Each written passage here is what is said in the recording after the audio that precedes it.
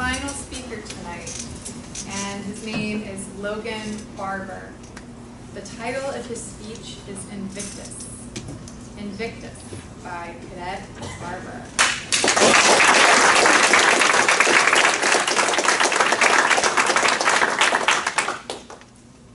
Invictus.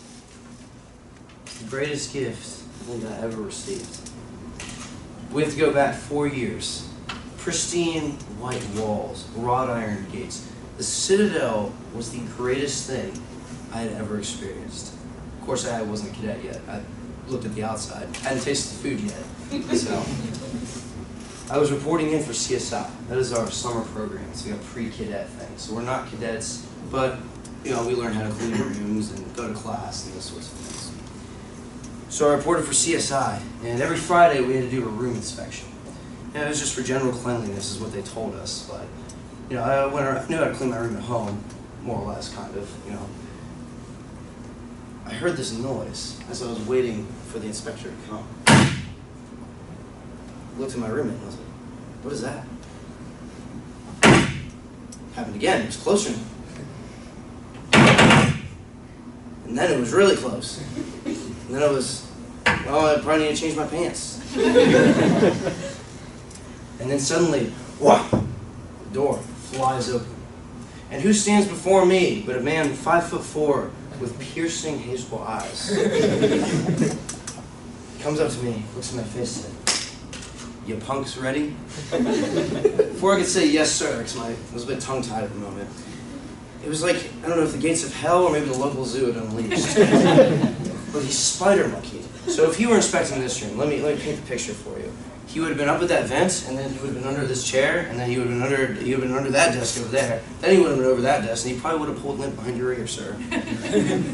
He was everywhere. Just dust, dust, dust, dust, everywhere. And then finally it was over, and he looked at me and was like, "Well, I hope you feel great, because your room failed." Steps out. Maybe 2 minutes passed, I'm not really sure. Felt like an eternity. And he said, and I said in my room, I was like, "What in the hell just happened?" I was mad. I like to challenge myself though. So I went to my squad leader. I was like, "I don't know who that guy is, but I want him to come back next week." Bit of a masochist, as you'll get to know.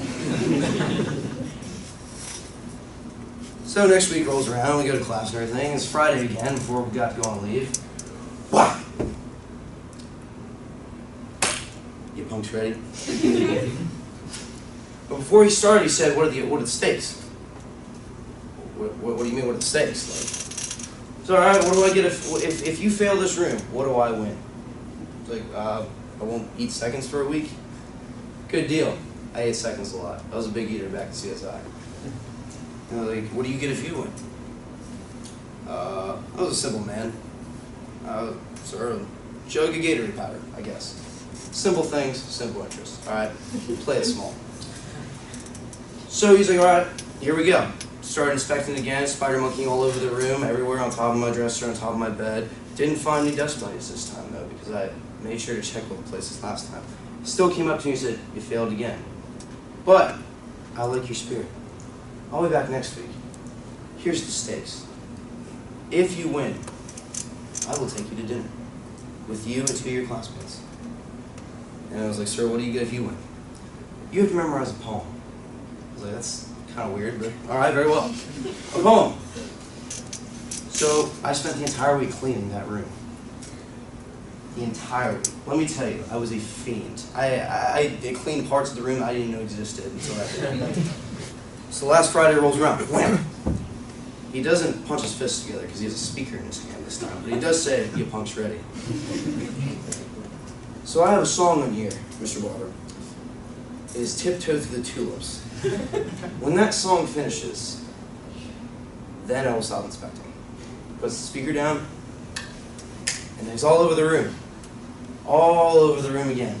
He's trying. I'm like, looks in the vents, clean the vents, looked under the bed, cleaned the bed, cleaned everything. And he came up to me afterwards, he's like, "All right." So I still can fail you. Technically you failed. You still owe me a poem. But this is the best damn room in battalion. So I'll take you to dinner. And so after he left, he pulled the door closed, me and my roommate, we would start celebrating, yeah, oh my gosh, we won, oh my god. Then he opens the door again, he's like, hey, stop laughing. No one's happy at the Citadel. So as he took me to dinner, he said, Barber, in your next 4 years, you need to remember this one thing. This one poem is the greatest gift I ever received from my mentor, and now I want you to have it. So, okay. So he taught me the poem, and then I memorized it. When I reported for Hell Week, 3 weeks later, I said that poem to myself every night as I went to sleep. I said it whenever the cadre yelled at me. I said it when my shoes were shined. I said it when my classes were hard. I said it at 2 in the morning when I couldn't sleep at all, so I was just thinking about the things I'd failed that day. But I remember what he did to that room, and I remember the poem he taught me, and I remembered I can get through this. 2 years later, I would be a first sergeant. This is the highest ranking junior in the company. I was moved to Tango companies outside of my comfort zone. And in a room just like this, in a very dark and stormy night, right before the Tango class of 2021 became knobs, officially, I had to brief them. Well, this is what's going to happen after your knobs. Blew through that whole presentation. I said, now put your heads on the table. Close your eyes. I have something to tell you. And I told them the poem, Invictus. As I touched each of their heads, and I said, you can make it through this if you remember this poem. Because when you get back to your room, it'll be waiting on your desk. And now I'm coming to commander, a senior. And you know the first thing I did when the knobs reported in an echo? The class of 2022 was the same thing.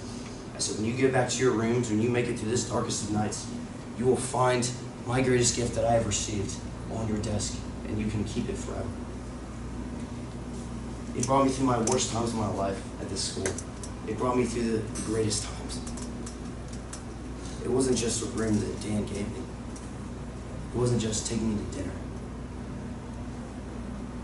It was the gift that allowed me to keep fighting when the times were hard, when the times were darkest, when the world is closing in around you. And that gift was this. Out of the night that covers me, black as the pit, from pole to pole, I thank whatever gods may be for my unconquerable soul. In the fell clutch of circumstance, I neither wince nor cry aloud. Under the bludgeonings of chance, my head is bloodied, but unbowed. In this place of wrath and tears looms the horror of the shape, and yet the menace of the years finds and shall find me unafraid.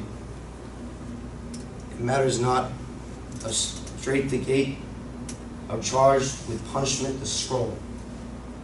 I am the master of my fate. I am the captain of my soul. And then it hit me, just today as I thought about this speech. The greatest gift I got out of Invictus was not the poem. It was the people I gave it to. They're sitting in this room right now. Love you, kids.